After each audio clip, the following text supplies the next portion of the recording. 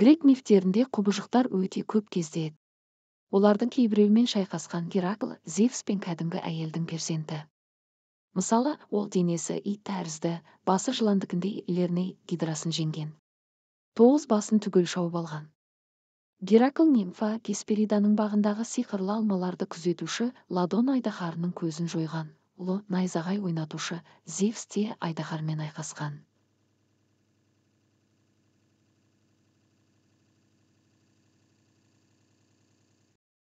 Тифон атты бұл айдаһардың жүзбасы болыпты.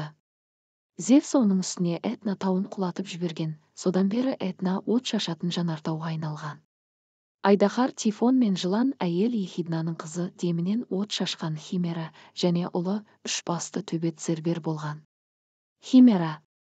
Ежелгі грек ақыны Гомердің айтуынша, Химераның басы арыстандікі, денесі ешкінікі, құйрығы айдаһардікі.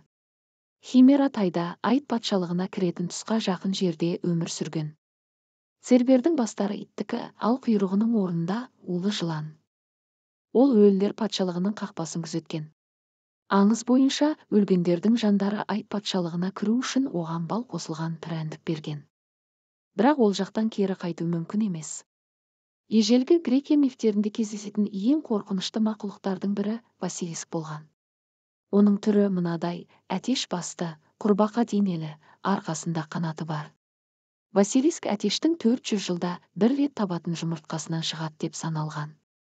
Жұмыртқаны жылан немесе құрбақа басып отырады. Гректер Василиск адамды қараған көзімен ақ өлтіреді деп сенген.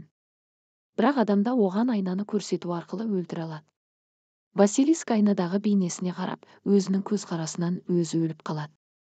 Кентаврлардың денесі жартылай адам, жартылай жылқы болған. Әдетте, кентаврлар сабырлы әрі ақылды.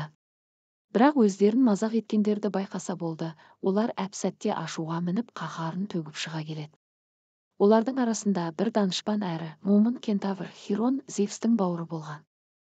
Хирон науқастарды емдеген, болашақты болжаған. Ехидна деп зұлым, жауыз, келекей еткіш адамды айтады. Бұл сөз грек құбыжығының атынан шыққан. Жылан әйел Ехидна жердің терең түбінде өмір сүрген. Ол адамдарды да, құдайларды да жек көрген.